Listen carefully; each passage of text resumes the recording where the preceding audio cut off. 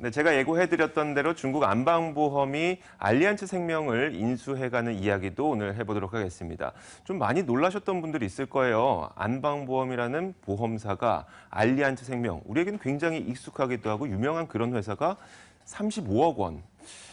조금 돈 좀 있으면 나도 살 수 있을 것 같은데 이런 생각도 들 정도로 낮은 가격에 인수가 될 것으로 보이다 보니까 좀 보험 업계에서도 충격적이라는 반응이 나오고 있는 것 같습니다. 이 자세한 내용은 저희가 임명찬 기자와 이야기 나눠보겠습니다. 어서 오세요. 네, 안녕하세요. 네. 자, 일단 가격 얘기 좀 궁금해요. 35억 맞죠?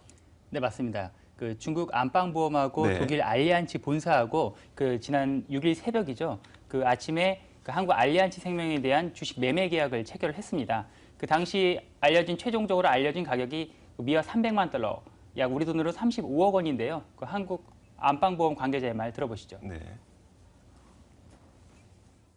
일단 그 안방이랑 알리안츠 양사가 다 합의한 가격이 이 가격.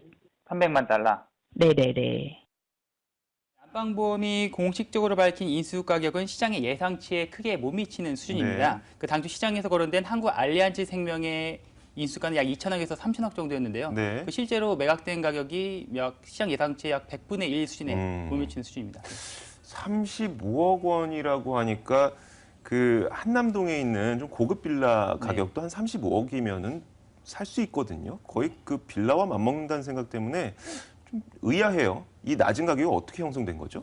일단은 악성 부채하고 또 고금리 상품의 영향이 주요하게 작용을 한 것으로 좀 보이는데요. 그 설명을 드리자면 지난 1990년대 후반부터 2000년대 초반까지 판매했던 그 예정이율 연 7에서 8%의 고금리 상품이 악성 부채의 절반 이상을 차지하고 있는 데다가요. 또 수년간 이어온 단기 순손실 등의 영향으로 추가 증자가 필요하기 때문입니다.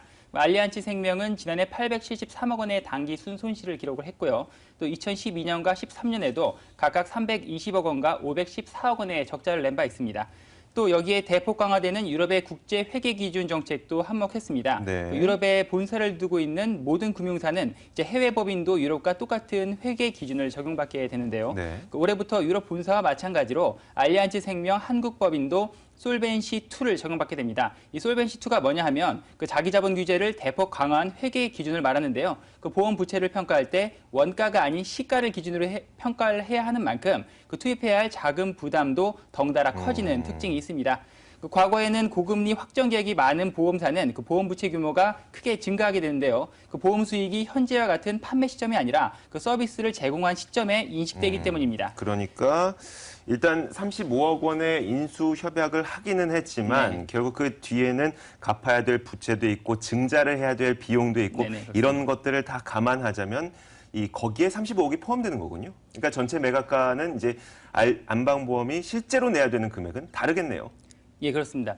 그 지금 주식 매매 계약을 체결한 가격이 35억 원인데요. 실질적으로 이제 한국 알리안츠 생명을 정상화시키는 데 들어가는 비용은 전문가들은 최대 1조 원까지로 예상을 하고 있습니다.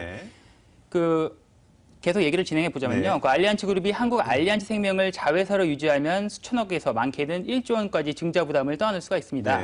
그 이런 여러 조건들을 고려를 해봤을 때 결국 독일 본사가 한국 알리안츠 생명을 유지하는 것보다는 그 차라리 포기를 하자는 생각을 한 것으로 좀 풀이가 됩니다.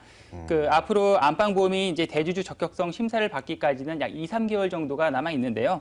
뭐 이 사이에 시가평가 등 정밀 실사를 진행하는데 현재 상황에서는 앞서 말씀드린 대로 최대 1조 원까지 자금 부담이 증가하는 상황인 것으로 전해졌습니다.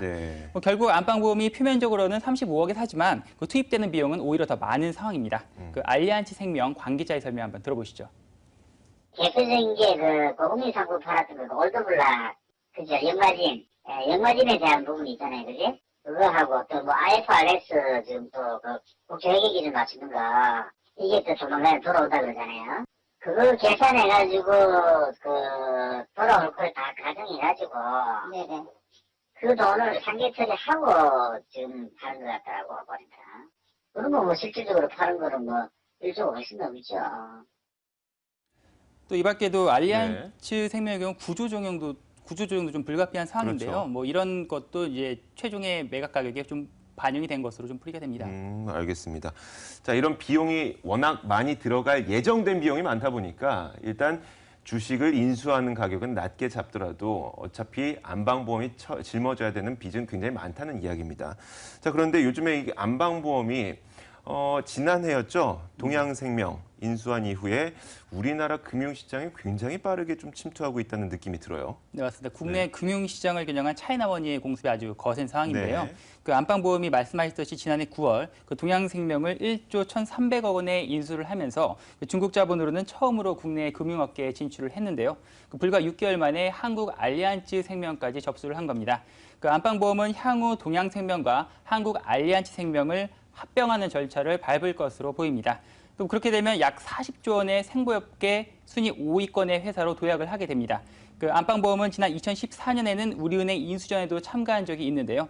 당시 우리은행 경영권 예비 입찰에 제안서를 제출했지만 중국 자본의 국내 대기업 여신 비중이 큰 토종은행을 뺏길 수 있다는 우려가 커지면서 그 우리은행에 관심이 있던 또 교보생명이 또 포기하게 만들면서 금융당국이 이찰 자체를 무산시킨 바가 있습니다. 중국계 자본의 국내 금융업 진출은 앞으로도 계속될 것으로 보이는데요. 당장 보험업계만 봐도 KDB생명과 ING생명에 그 중국 자본들이 눈독을 들이는 것으로 전해졌습니다. 네, 우리가 차이나머니가 들어올 때마다 걱정하는 게 그거잖아요. 네. 먹튀의 기억. 그렇죠. 우리가 많이 상처를 안고 있었던 먹튀의 기억인데 일단 아직까지는 이 동양생명의 경영권도 그대로 유지하고 있고 특별히 지분을 갖고 있다고 하더라도 안방보험이 특별히 경영에 참여하지 않는 것을 보면은 아직까지는 좀 조용한 움직임이 나타나고 있는 것 같아요. 그렇죠? 네, 그렇지만 그 말씀하셨듯이 동양생명 같은 경우는 실질적으로 그 간부들이라고 그러죠. 네. CEO를 뭐 위시로 한 임원진들을 네. 사실상 안방보험에서 파견한 직원들로 다 채웠기 때문에요. 네, 그렇죠.